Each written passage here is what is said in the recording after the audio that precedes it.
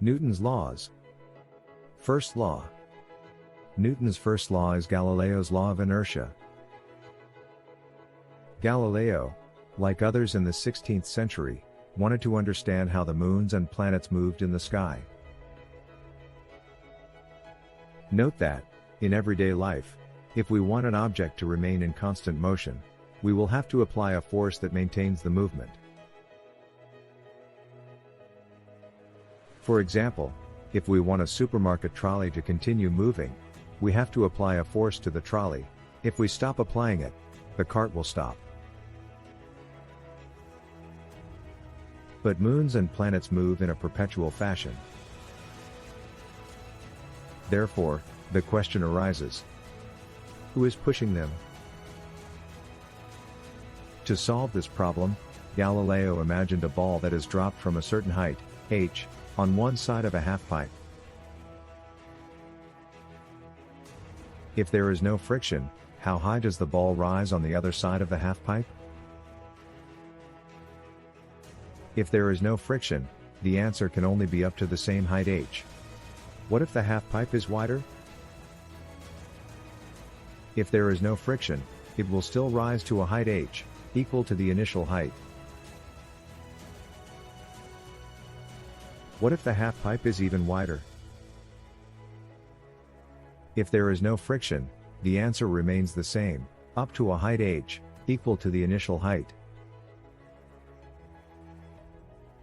And if the half-pipe is so wide that it never comes up, when can the ball stop? If there is no friction, the answer can only be never.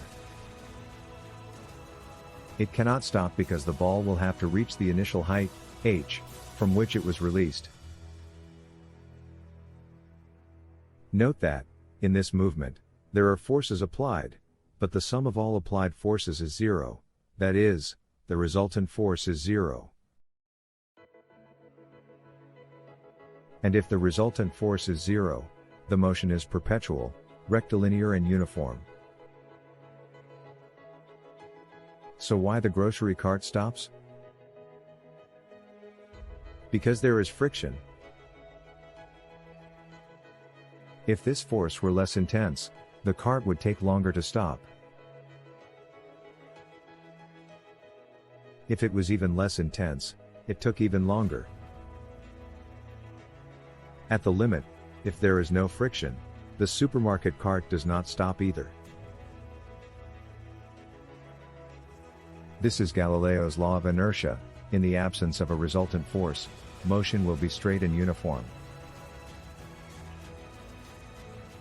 This means that if the object is stationary in relation to a reference frame, it will remain stationary in that reference frame.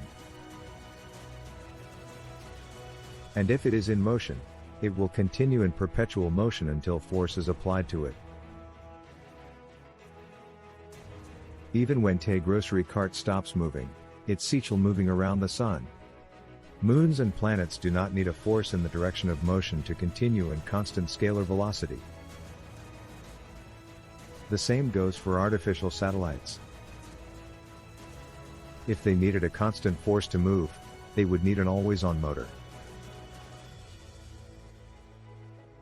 And that engine would need a tank that would have to be filled times a day, since some of these satellites make a complete revolution around the planet Earth every hour and a half.